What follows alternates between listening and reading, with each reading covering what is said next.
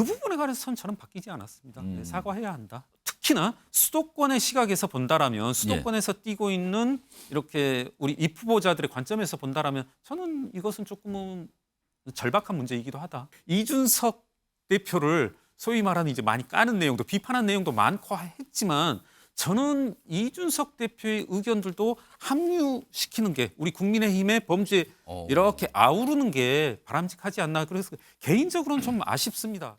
가장 최근의 주목은 이거예요. 마포을입니다. 마포을. 예. 이게 참 얘기가 많았는데 예. 지금 민주당의 정청래 의원이 현역인 서울 마포을 그 지역구 사실상 출마 선언을 하신 게 됐단 말이에요. 하겠다고 도전을 말씀하셨으니까요. 그렇습니다. 예. 근데 그래서 주목을 받았는데 왜 마포을 도전하실 생각을 하셨습니까? 이렇게 사실은 월요일 정도에 이제 당 지도부 인사 한 분과 이렇게 예. 공천 이야기를 나누자 해가지고 사실 이제 전혀 계획하지도 않고 공천 관련 얘기를 하자고 미리 말씀하시지도 않고 월요일 날 현장에 갔더니 공천 이야기 하시자고 그러더라고요. 깊이 고민 안 해보고 이러저렇게 쭉 말씀을 하시더라고요. 예. 그래서 뭐 김경률 회계사님이 나가서 돌아올 수 있는 곳이 어디냐, 당선될 수 있는 곳이 어디냐 이렇게 쭉 놓고 고민을 하시다가 여러 군데를 얘기하시더라고요. 근데 제가 이제 무슨 말을 했냐면 무슨 말씀을 드렸냐면 저는 네. 반장도 과대표도 과학생회장도 해본 적이 없고 대학 다닐 때 앞에 나가서 마이크 잡아본 적도 없다. 예. 그래서 선거에 관한 한 울렁증이 있고 또 이런 말씀을 드렸어요. 저는 서초를 보내줘도 떨어질까 봐 좀 겁난다. 그럴 바엔 저를 마포를 보내다오. 예. 서초 나가서 떨어지면 뭐 속된 말로 쪽팔리잖아요. 근데 한번 마포를 보내다오. 그런 말씀을 드렸고 이제 그게 월요일이었고 예. 수요일이겠네요. 수요일 날 이제 뭐 어떻게 보면 출마 선언을 한 건데 출마 선언을 하고 나서부터는 또 무슨 생각이 드냐면 예. 마포에서 진다는 생각은 안 들고 있습니다. 아, 이길 수 있다라는 생각을 하시는 겁니까? 그럼 여기가 굉장히 사실은 국민의힘의 어려운 곳으로 대표적으로 뽑히는 곳이거든요. 예. 예, 진다는 생각이 안 드네요.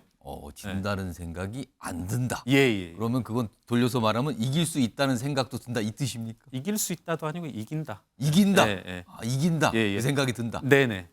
강한 자신감을 표현했는데 그런데 일단 이게 이제 지난 17일 상황인데요.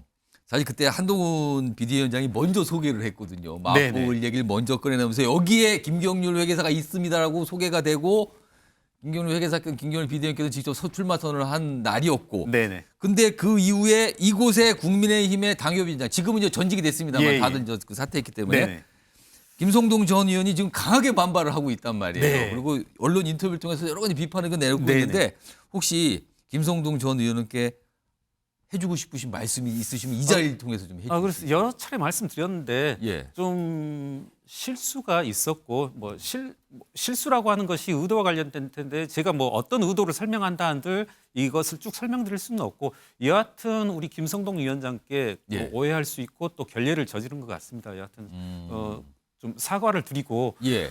역시 이제 기회 된다면 제가 오늘 오전에도 말씀드렸습니다마는 좀 어떤 식으로든 우선은 제가 전화 혹은 문자를 드려서 말씀드리고 또 한번 좀 찾아뵐 것을 약속드립니다. 전화 문자를 하셨어요? 아직은 못 아직 안 드렸습니다. 제가 하셨습니까? 사실은 전화번호도 오전에 말씀드리니까 한 12시경에 좀 확보를 했고요. 또 쉽게 그냥 짧게 문장 써서 보내는 것보다는 좀 17일 그날 수요일 상황은 예견을 하셨어요? 그렇게 얘기를 미리 하신 겁니까? 한동훈 비대위원장하고? 그러니까 이렇게 하자는 거였었고 그러니까 이제 뭐랄까요? 일종의 뭐 퍼포먼스라면 퍼포먼스였고 전날 밤 화요일 6시부터 시작된 거거든요. 화요일 오후 6시부터 해서 이제 하다가 이제 그런 이야기들이 오갔어요. 그 부분에서 이제 제가 실수한 건데 다른 일로 제가 한 뭐 3, 4일 전에 선관위를 들어가 봤고 이렇게 예비 후보 명부라는 게 있더라고요. 그래서 저는 있습니다. 이제 이곳이 이제 출마 예상자들 그러니까 제가 알기로 공식적인 선거 운동을 할 수 있는 기간이 열렸고 예. 여기가 이제 다 있고 이렇게 봤더니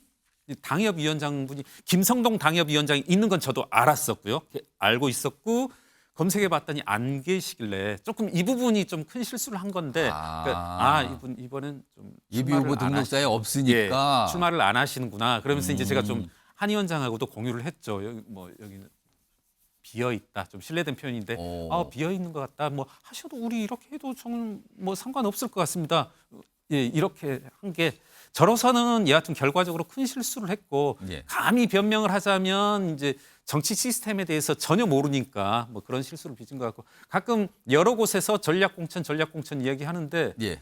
뭐 믿으실지 안 믿으실지 모르겠지만 예. 전략공천의 의미가 뭐 뭔지조차 정확히 100%로 예. 뭐 과거에 뭐 4년 전, 8년 전에 들었을 수 있겠지만 아까도 새삼스럽게 전략공천이 이런 거다 이런 거 몰랐고요. 지금이나 사실 그때도 뭐 경선을 뭐 다른 예비 후보분들이 계시더라고요. 예. 이런 사람들하고 나는 이제 다른 분들하고 이제 경선을 하는 거구나 그렇게 생각을 했습니다. 출마를 이제 결심하실 때도 그럼 경선을 해야지 이 생각은 하셨다는 거네요. 거기 이제 두 분들이 계셨고 다른 두 분 계셨습니다. 그래서 이 사람들하고 이제 저는 이제 레이스를 뛰는 거구나 그렇게 예. 생각을 했었습니다. 알겠습니다. 이제 상황 설명을 그때 정확하게 좀 해주셨어요. 왜 그리고 오해가 생겼다.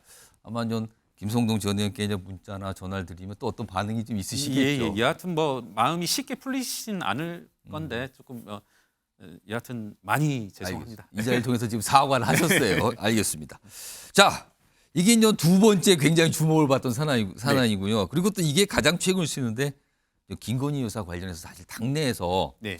한쪽에서는 지금 여러 가지 상황이 있으니까 사과가 필요하다는 주장이 나오고 예. 있고 또 다른 한께서는 아니 이걸 뭐 사과를 합니까? 이거는 혹시 야당에만 더 이용당할 수 있는데요라는 또 시각이 존재를 합니다. 지금 네. 두 가지가 존재하는데 김경률 비대위원께서는 최근에 사과 조치가 좀 필요하다는 취지의 말씀을 좀 꺼내놓으셨거든요. 예, 그렇습니다.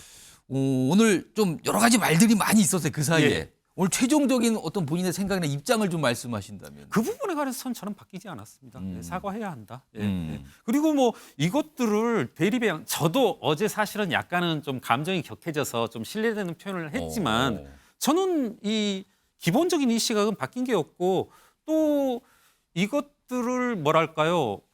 뭐 당 내에서 서로 다른 의견이 예. 나타나는 것을 어떻게 보면 나타나는 것은 당연하다고 생각합니다. 예. 뭐 어떻게 보면 제 생각이 또 무조건 맞을 수도 없고요. 다만 저는 특히나 수도권의 시각에서 본다라면 수도권에서 뛰고 있는 이렇게 우리 입 후보자들의 관점에서 본다라면 저는 이것은 조금은 절박한 문제이기도 하다. 예. 오늘 살짝 알려지기는 한동훈 비대위원장도 기자들한테 그 질문을 질렀는데 김경률 비대위원께서 한동훈 위원장께 좀 면담 요청을 하는 거 아니냐 뭐 그런 얘기가 들린다. 이건 어떻게 된 겁니까? 이게 그러니까 저 이제 정치부 내지는 정치에 몸담은 이상 많이 조심해야 되겠다 생각을 하는데 이게 이제 굳이 말씀드렸을 때 맥락이다라고 하면은 지난 주말 그리고 이번 주 초 좀 지리멸렬한 상태 이와 같은 논의들이 활발히 이루어지지 않은 것을 염려해서인데요. 그 사안은 김건희 여사 관련된 사안과 관련돼서입니까? 네네네. 그러니까 어떤 당내의 반응들이 보이지 않으니까 저는 이 문제를 해결하지 않으면 선거가 힘들지 않을까 이런 거였는데 뭐 이런 말씀이 어떻게 들릴지 모르겠지만은 뭐 물론 뭐 저로 인한 것이지만은 이미 논의들이 활발한 이상은 따로 뭐 면담할 필요가 있나 싶네요. 그러면 주초 정도에는 면담에서 좀 얘기를 해봐야겠다는 생각을 하셨었는데 그 이후에 전개되는 상황을 보니까 뭐 굳이 면담할 필요가 있을까? 그렇죠. 이제 공개적으로도 한동훈 위원장도 그리고 뭐 윤지혁 원내대표님도 말씀을 하고 계시니까 저는 이런 논의가 이루어지면은 이건 뭐 어떤 식으로든 결론을 이끌어내려고 할 수밖에 없으니까 제가 바란 건 이겁니다. 논의를 했으면 좋겠다. 알겠습니다. 시간이 금방 빨리 가서 제가 속도 좀 내보겠습니다. 한 2개 정도 준비되어 있는데 지금 여당이 총선과 관련해서 이제 어렵다고 평가를 받는 중에 하나가 지금 이준석 신당이에요. 사실 밖에서 뭐 진행 중인데 이준석 신당 이게 뭐 보수 분열을 뭐 보여주는 거다 여러 가지 평가가 있는데 이준석 신당 이거 어떻게 좀 바라보고 계십니까? 뭐 순전히 정치공학적으로 본다라면 이게 여당에 불리한 요소일 수는 없다라고 생각하는 게 야당에도 그와 같은 요소들이 있고 지금 야권 분열도 있고 하기 때문에요. 정치공학적으로 보면 그렇고 저는 솔직한 말씀은 그러니까 저 SNS에 이준석 대표를 소위 말하는 이제 많이 까는 내용도 비판한 내용도 많고 했지만 저는 이준석 대표의 의견들도 합류시키는 게 우리 국민의힘의 범죄에 이렇게 아우르는 게 바람직하지 않나. 그래서 개인적으로는 좀 아쉽습니다. 이준석 대표께서 좀 오해였길 바라는데 김경률 너 맨날 나 비판하더니 왜 이런 얘기를 하는가. 근데 저는 의견 다르더라도 민주적인 정당의 이런 테두리 안에서 같이 있었으면 좋았을 걸. 여하튼 근데 이게 누구 책임이냐. 국민의힘 탓이냐 이준석 탓이냐 이것도 조금은 뭐 따질 필요도 없고 많이 좀 아쉽다. 아, 아쉽다.